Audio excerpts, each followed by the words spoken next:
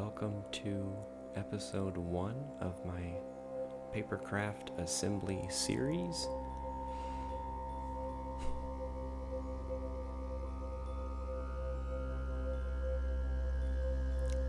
This video is dedicated to all of the things I do off camera. There I go.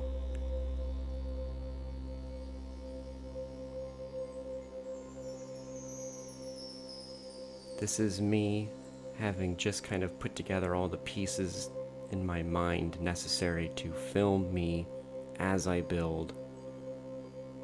So I'm kind of in I'm kind of in an improvisational mode right now. Like I'm sitting on my knees right now. I'm kind of just hunched over. But I'm like, okay, you're actually recording it. It's mostly in focus. Just do it. All that's to say that this will get better. The tendency to wander out of frame, to settle down, will get better. That's the disclaimer on episode 1.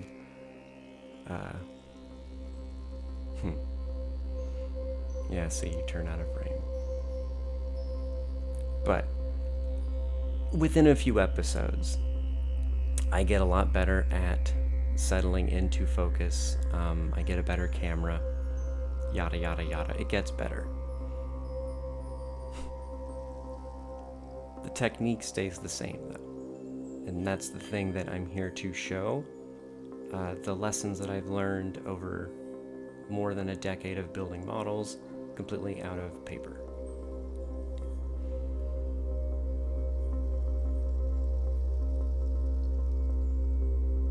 So as you can see, we are already partially into a build. This is a leg for big boy here. It's funny because I'm actually putting the leg on the wrong side. This is actually the model's right leg, and I'm showing it as its left, but it doesn't matter at this stage. We haven't gotten to the knee, so it's functionally the same thing. We have a few pieces left to put on here, and I'm going to kind of disappear into my technique a little bit before I just dish on myself anymore. You'll notice that I do that a lot too. But here we go. So I'm starting at the corner, and I'm kind of walking it broadly towards a midpoint. I want a midpoint that I am confident that my cuts are 99 or 100% accurate. I'm starting in as centralized a point as possible. In this case, I'm also focusing on eye line. So the most forward piece, I want to make sure I put on correctly, if that makes sense. It'll make more sense later. By piece, I mean tab. Tab is the nomenclature for those white pieces that you use to put the glue onto. Tab, piece, it's kind of the same thing to me. So at this point, I am just rounding it off now, and I'm going pretty sloppily here. I might be rushing because of adrenaline, I don't know. I don't think so, but I do make a few mistakes, and one later on I'm going to point out specifically, but this piece goes on pretty fine.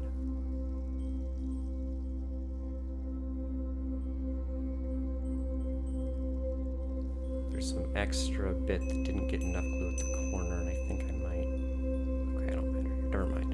That comes up later. But I'm putting a little more on than I normally would, and I'm going a little bit sloppier on this than I normally would, but there is a method to that. In this case, I don't mind if there's some creases in this section. I don't mind if it's a little roundier, because the rest of the model is so blocky that this is the fleshy part, so I'm going to emphasize that difference if I can. And it's easier to do that if I make a few little mistakes. But as I said, this piece goes on pretty normally. And there's something you can look at. You don't always want to put your glue all the way up to the edge of the tab. Keeps glue from oozing out, and causing problems later. That's a little sloppy. That's okay.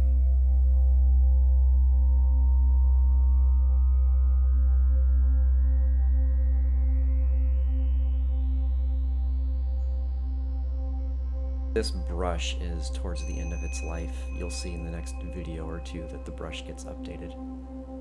They're very cheap brushes, and this one went a long time. I got through maybe 11 or 12 models with this one brush. Pack of what, 8 costs $2 or something. It's a little cup of water. Once the brush gets saturated, you want to wash it out. Dry it off. Resume.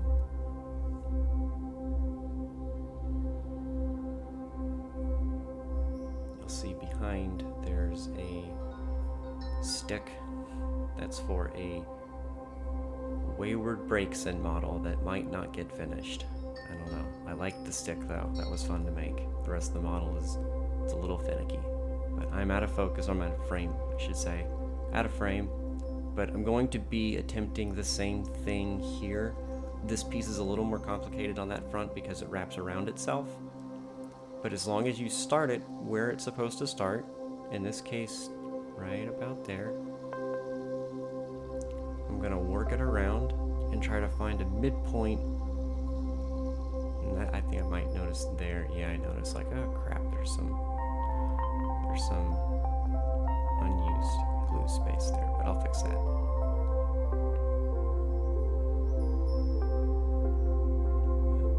Off camera, I am finding that happy midpoint where I'm confident in the cut. I'm gonna start there, and I do, if I remember correctly, yeah, this is the last piece, so I do make a mistake somewhere in here. Right off the bat, I'm sloppy. That's sloppy. But I'm looking at the camera, I'm looking at my hands, I'm making sure that everything is going correctly, and oftentimes making corrections on the fly, so a little sloppy. You don't need that much glue, it doesn't need to be globbed on.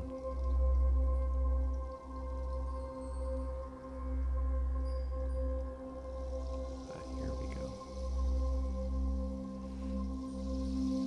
So this is probably piece 35 or 36 into the model. I've been building a lot of off palette or custom palette colors, and this is a red golem. I was thinking about what colors might evoke more of an explosive vibe, since they tend to explode all the time in the wild.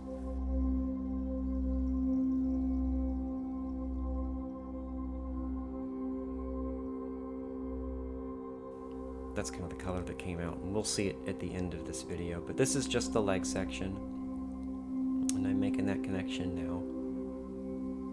This is always a fun one because so much of the definition of the leg comes through this last piece on the other side of the knee. And I don't quite know how to describe the finger pressure I'm putting as I connect these pieces or these tabs. I'm going to be pulling pretty hard here, pulling away from that joint at the bottom. As I push down, I'm also pulling up. It's making sure a nice snug fit for this last piece to join.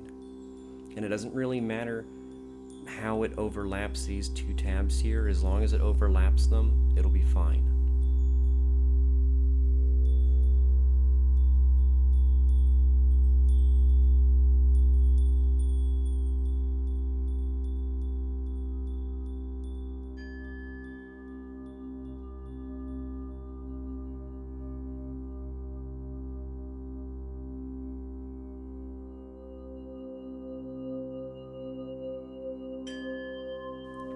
But I'm closing up some imperfect seaming in here. You always want to spot check inside. That's mostly what the X-Acto knife is for, is really defining those connections, making sure they're nice and tight, and that ensures your model will live comfortably for many, many years.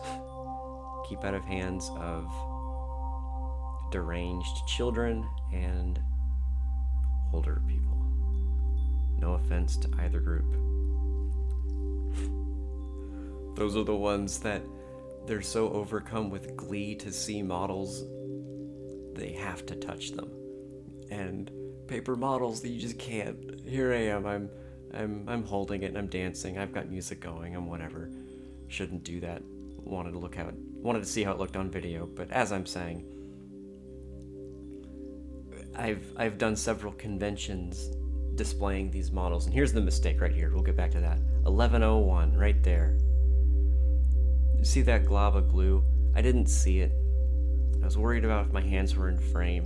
And that glob of glue mucks up the next few folds, and it ends up okay. It's fine, but could have been avoided. So now the pieces I haven't put on yet are sticking out a little bit further than I normally would. And all to make it worse, I kind of globbed this piece on too. So I'm accumulating lots of glue damage. So you see down at the bottom, it's not adhering right because there's this rock in there, and I don't take it off to look for it, and you squeeze it out. No, stay there. No, that's gonna make things worse. That's okay. We're gonna get some creases out of it, so maybe it's a blessing in disguise. But I'm trying to fix it anyways, without looking for the. No, not gonna look. Just gonna squeeze on it. No, could have fixed it, but as we can see, it doesn't end up being a problem.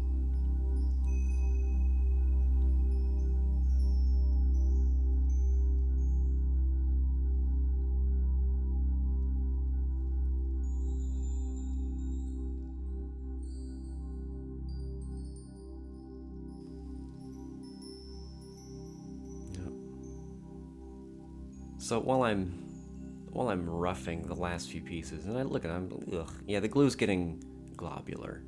It's time for a switch out. I spent a little bit of time setting up. So now I'm rushing. Oh, come on. I want it to look good, but it'll be fine. Anyways, while I'm roughing the last few pieces here, the toes. The back toe is a triangle, a cone that you build, and then just stick it on the bottom of the foot, the rear of the foot, I should say. And then, likewise, the 4 forward toes are also a singular piece that merely fold into 4 cones that are already connected. And on a later video, we'll build that, and I'll do it on camera. Coming up at the end here, I'm going to go through a little bit of cleanup, just adding some glue where the edge wasn't seamless and folding things in. But like I said, I'm not adverse to some creases here.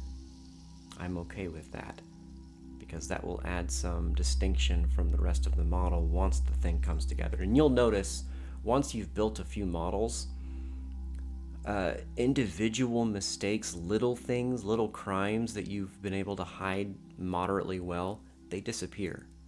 If you can finish the model,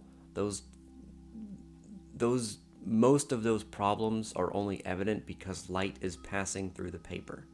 Especially for me, I deal with very thin paper, which makes my models a little more sensitive to the aforementioned very young and slightly older groups of passers-by.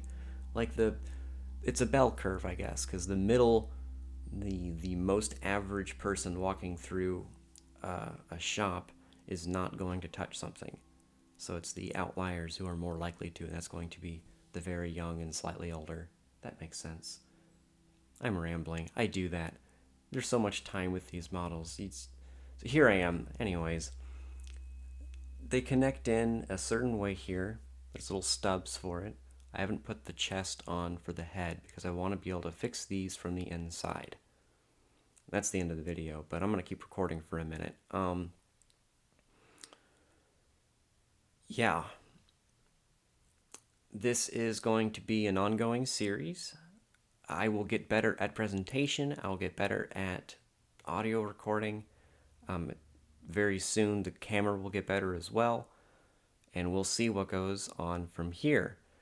If you have any questions for me, please leave them in the comments. If you have any requests for models, leave them in the comments. If you are interested in having me appear as a vendor, or I don't know, that's like the pipe dream for me. But I would love to be able to be present with my models in your area.